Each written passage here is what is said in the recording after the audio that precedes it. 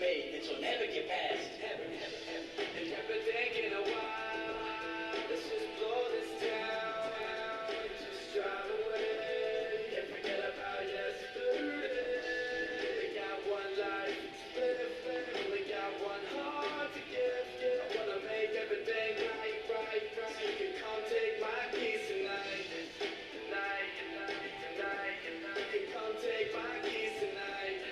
Tonight, tonight, tonight, tonight, tonight, tonight. And never think in a while. Let's just blow this town. Just drive away and forget about yesterday.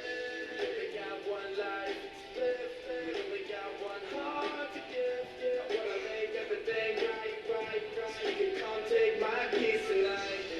Tonight, tonight, tonight, tonight. You can come take my.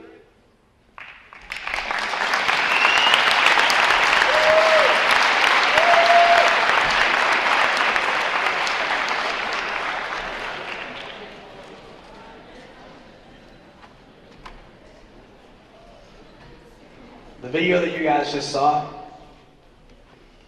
tells a story similar to my own. And I think about that every day when I wake up. People say, you'll get past it, you'll move on, life goes on. But I don't want it to. Because I get it, wake up every single day.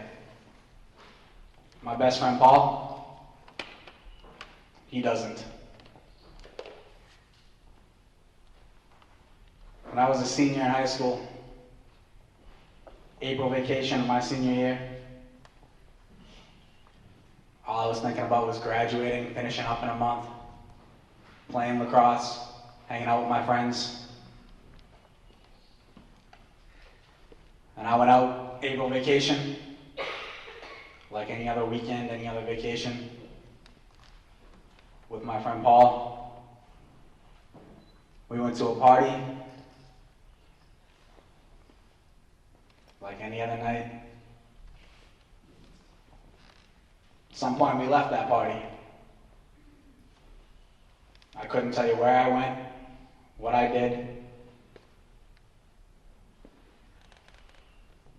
but I can tell you where I ended up.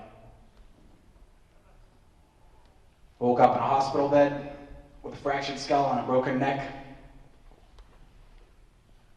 And my parents telling me that Paul didn't make it. I'm 18 years old. My life was ruined. Paul's was over. My family, who was not with me that night, their life has changed forever. Paul's family, they just lost their son, their brother, cousin. Turns out, we left that party. We had been drinking. Walked out of the party. I got into the driver's seat of my car. Paul got in the passenger seat, and we left that party. At some point, the car swerved off the road. The road took a bend like this. Car kept going straight, right into a house. The chimney from that house collapsed, landed on the passenger side, and Paul died on impact. Like I told you, I fractured my skull and broke my neck. They flew me to Beth Israel Hospital in Boston, saved my life that night. Paul wasn't as lucky. So now, I don't go back to school. I don't finish my senior year. I don't finish my lacrosse season. I don't go to prom. I don't do any of the senior activities at the end of this high school that you look forward to. And I don't think I have to tell you, neither did Paul. High school was over at that point, and I watched all my friends move on with their lives. They were graduating, going off to college, starting their lives. And I'm sitting in a hospital bed, facing 15 years in jail for the death of my best friend.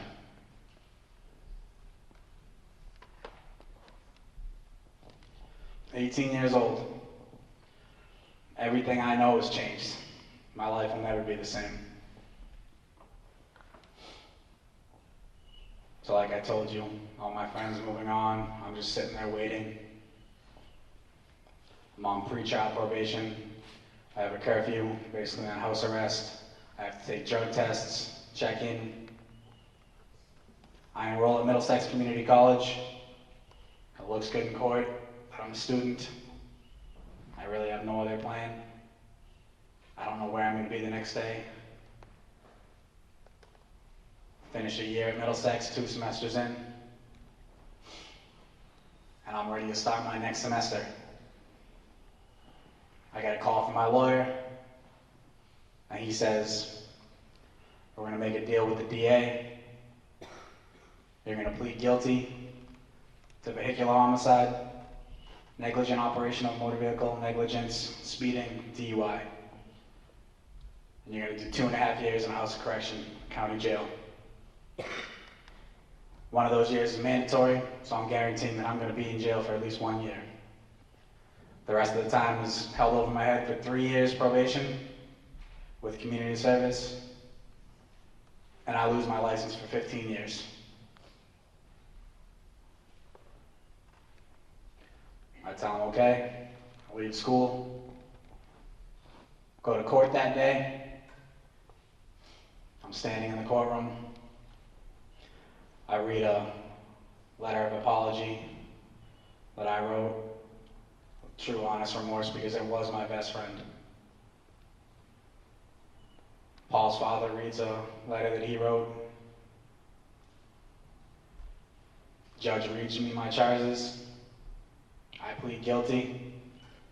They put me in cuffs, and I leave the courtroom.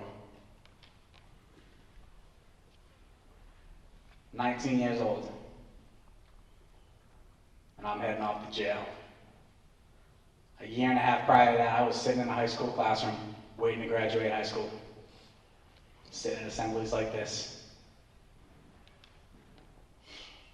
They lead me out of the courtroom. My father comes over and meets me on the side, takes my jacket, he takes my tie, takes my phone, he takes my wallet, and he gives me a hug. And I say goodbye to my father. Now, when I left that courtroom, I didn't look back. I didn't look at my family, I didn't look at any of the people in the courtroom. If I had, I would have seen Paul's father and my mother hugging, bawling their eyes out, both crying. Because like I said, they didn't make that decision that night. But they both lost something. My mother was about to lose me for a year. Paul's father will never see his son again.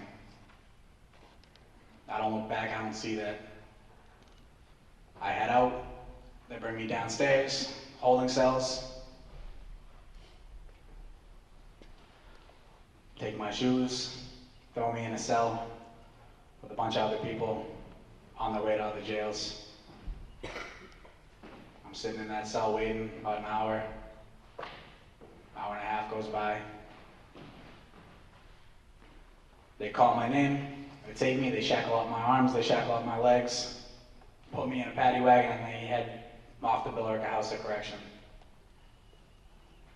All I can see in the paddy wagon is the convict next to me and the highway out a little window. We get to Billerica, bring me through the intake process, which is basically you walk in the jail, they take everything, all your possessions, all your clothes, everything that you have. When you walk in, they take it and they put it in a little box. And then they search every part of your body. They look everywhere you could think of, anywhere you can imagine. And then when they decide that you're ready to come into their jail, they let you in. They give you a jumpsuit, a pair of boxers, a pair of socks, t-shirt, and they throw you in another holding cell. So I'm sitting in a holding cell with another inmate, toss me a bologna sandwich, and we're waiting. Another 2 hours go by. Finally come out, call my name, and they bring me to D-Pod. D-Pod is the new man unit where all the new inmates go. I walk into D-Pod with all my possessions that they gave me, tell them my name, and they say 232, points up the second tier, the second level, and he tells me, the first floor is out on rec, go lock in. So I'm 19 years old, I walk up the stairs, I stand in front of my cell, he opens the door, I step in, closes the door on me. That's where I'm gonna be sleeping the next 30 days in the new man unit. I look in the sink, I see teeth. I look on the first bunk, the bottom bunk, I see my cellmate. No teeth in his mouth, holes in his lips, bullet holes. Obviously, he'd been shot before. I don't ask questions. But that's who I'm going to be spending the next couple days with. Probably the next month.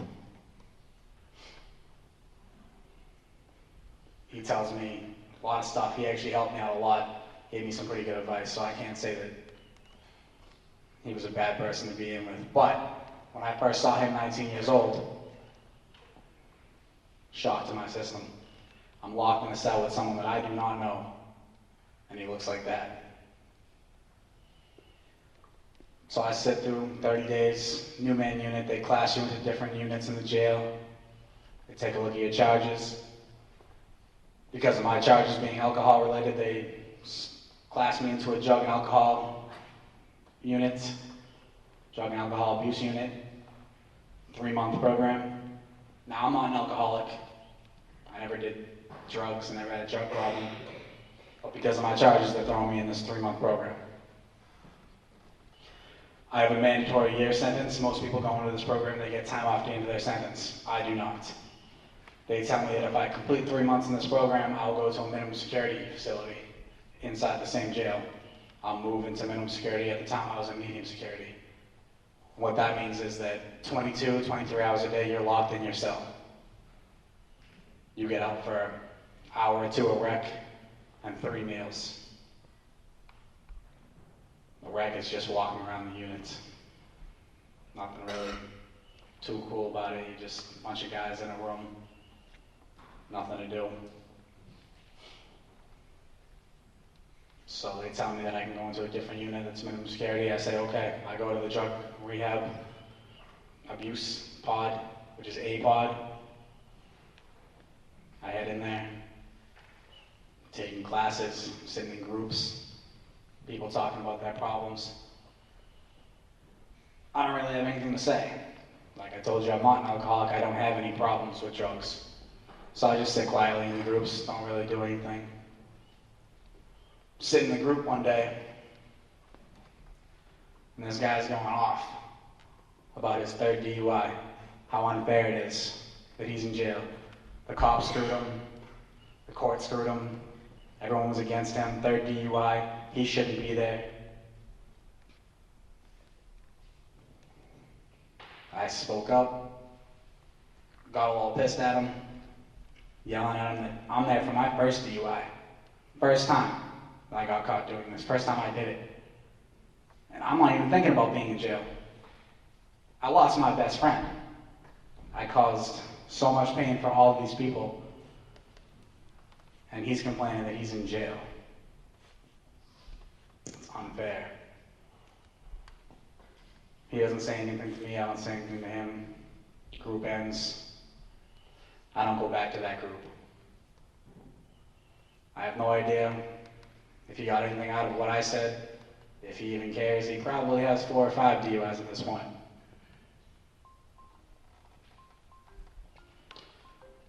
Finished the 3-month program. Like they said, they sent me to a minimum security unit. It's a community work program. Basically, you're going around the jail cleaning, painting. Some people can leave the jail, pick up trash on the side of the road, paint apartments. I do that. I'm in minimum security now. And they tell me that I can do speeches like this. They tell me that they can bring me to a high school and I can speak and tell my story to students. I'm 19 years old and I'm in jail, and they tell me that I can leave jail and go to a high school. Obviously, 100% into it. I don't think at all that standing up in front of anyone and telling my story is going to affect them. People stood up and told me stories. I saw videos. My teachers, my parents, assemblies at school. Never affected me. So why is my story any different? So I leave the jail, go to a high school, tell my story, finish up in about 5 minutes, tell as quickly as possible, get through it, not affecting anyone. My year comes to an end. I'm released from jail. My dad comes, he picks me up a year later. Get in the car, we go. First thing I do when I get out of jail, I went and I got a burrito. A lot of people were sitting in jail talking about what they were going to do when they got out. Their buddy had something for them, drugs, a 30, something. The first thing I did other than to get that burrito was I went back to Middlesex Community College. It just happened to be my first day of classes that day. And I sat in the classroom hours after being released from prison. And I looked around. Every other student in that room, I was just another student. I was just another classmate. Nobody in that room knew where I had just been, where I had just spent the last year, and where I had just been released from that morning. To them, I was just another student. Started realizing maybe it's relatable somehow. Like I told you, I had 3 years of community service, 3 years of probation with community service, that I had to do things like this. I had to come, I had to speak at high schools, I had to tell my story. And just like in prison, I had to do this. Didn't think I was really affecting anyone. I did it under their strict guidelines and they told me how to do it and what to say. Banged it out as quickly as possible. 3 years of probation.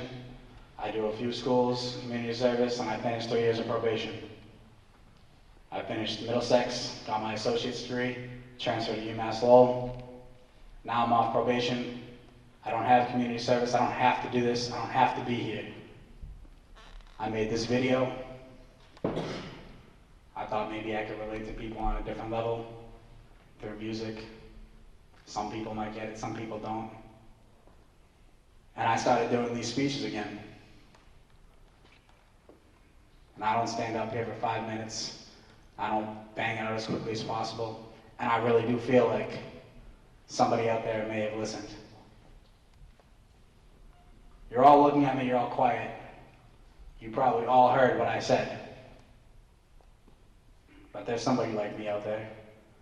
Doesn't care, it's not gonna happen. But I guarantee you that my rock bottom will prevent somebody else's. Thank you guys.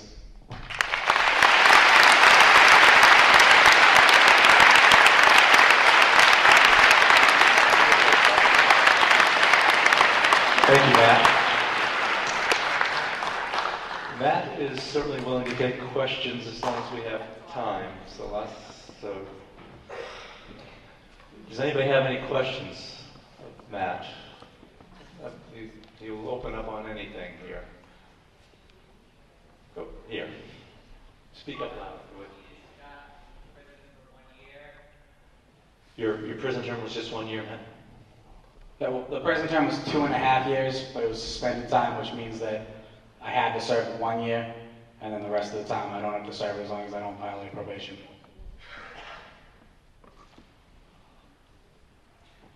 What's the relationship you have with Paul's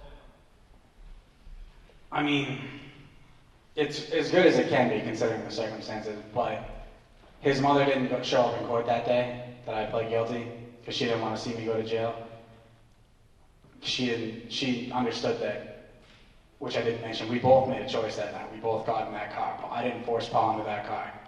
And she understood that we both made a bad choice. His father wanted at least a year. He wanted to push for the minimum mandatory because he thought that if I didn't do any jail time, it would set a bad example, which I agree with. His mother and his sister wrote me while I was in jail. I didn't really have much contact with his father, but under the circumstances, it's fairly good.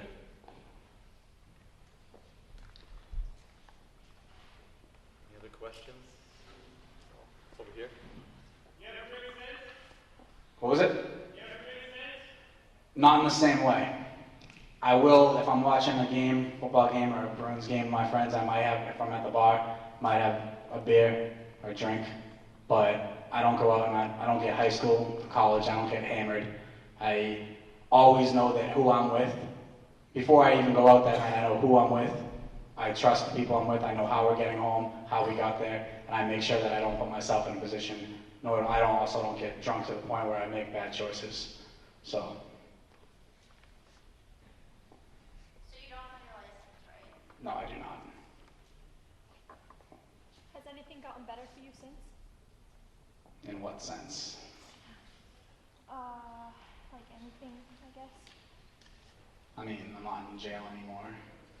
But, like I said, the jail sentence that year wasn't really even a sentence. It's like like I told you, every day when I wake up, there's not one day that goes by that I don't think about this. I mean, life gets better as far as, like, I graduated from Middlesex Community College. I'm about to get my bachelor's degree, and I've moved on in certain ways, but I'll never actually, like, fully move on.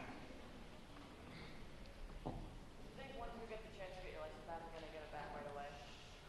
They don't have to give it. I lose it for 15 years automatically, and then they can never give it back to me if they want. But I've had a clean record ever since. I never had a record prior. By the time I'll get a chance to, I'll have 2 college degrees and hopefully a career. So, I mean, they don't have to give it back, but I hope so.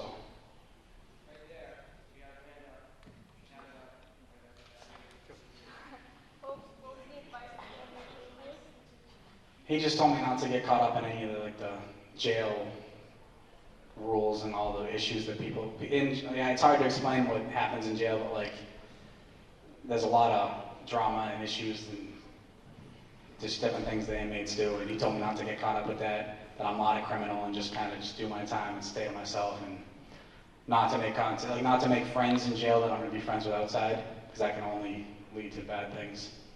When you were a senior in high school, were you like just about every kid in this group right here that thought it would never happen to them?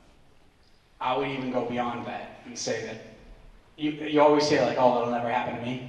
That never even crossed my mind. It wasn't, I was sitting there thinking it's never going to happen to me. I didn't even think it, I didn't consider it a possibility.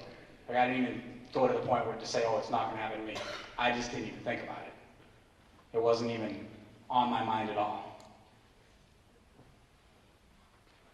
How old are you now? Right now I'm 25.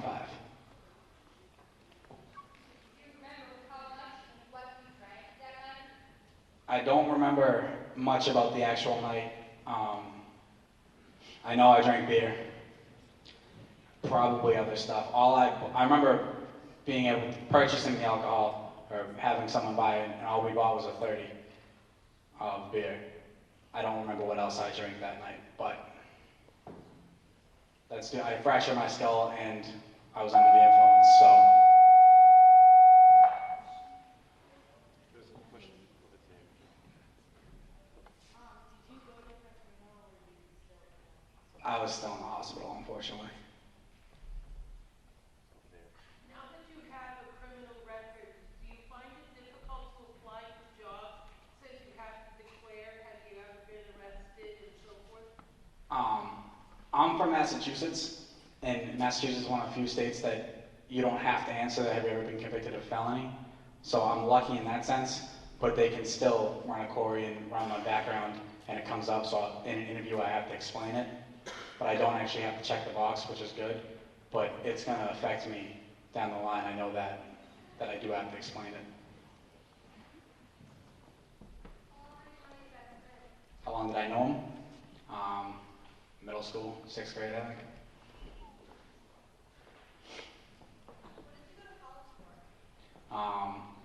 Right now I'm in college for social work, or sociology, with a concentration on social work. Did you ever have a problem with any other drugs? The only other drug that I ever did was I smoked weed, and I didn't have any other problem. I didn't really smoke all that much, and I didn't really experiment with anything else. I didn't do anything, and I like that Bledsoe shirt, by the way.